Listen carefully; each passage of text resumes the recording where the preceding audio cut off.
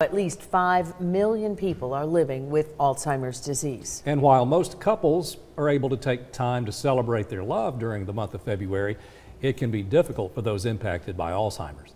Latrice Curry has more in Eye on Health. Well, David and Cindy, the holidays no longer have the same meaning for these couples. I spoke to a local woman who says after nearly 49 years of marriage and what has been a difficult journey at times, she's learned to treasure and appreciate the small things. Jim and Andy Irwin have been married almost half a century. As the saying goes, it is definitely the longest goodbye. Jim was diagnosed 14 years ago with Alzheimer's. Jim was a brilliant, brilliant man.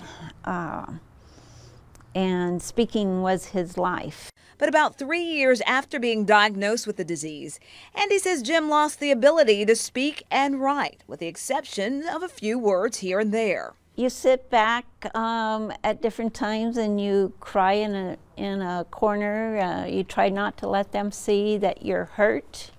Sadly, Andy is not alone. The responsibility of caring for someone with dementia or Alzheimer's disease often falls to women. Approximately 2/3 of caregivers are women. You have to just say, okay, this is just another speed bump in our life. As Valentine's Day rolls around, Andy says it's no longer about the holidays, but rather taking one day at a time. Forget the anniversary cards, forget the Valentine's Day cards.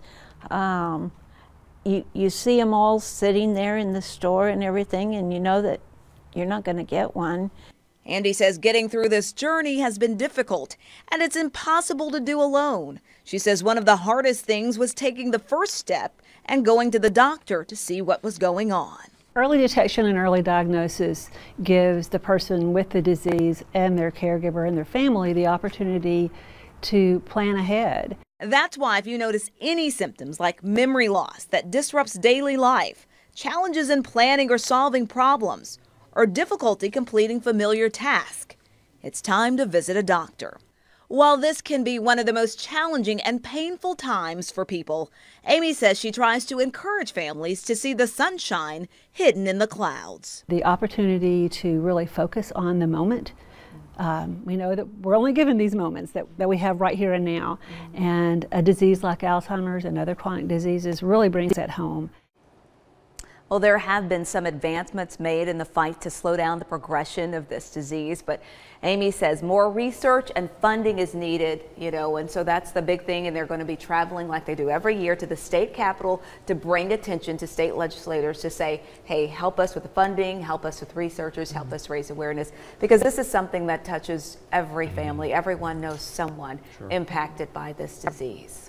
And the Irwins are known by so many people, and they are an inspiration. Yeah, I was going to say, we were just talking about them during the story there, and you all have known them as well, and it really is to see that, and when you think about that, so they are an inspiration. Latrice, thank you.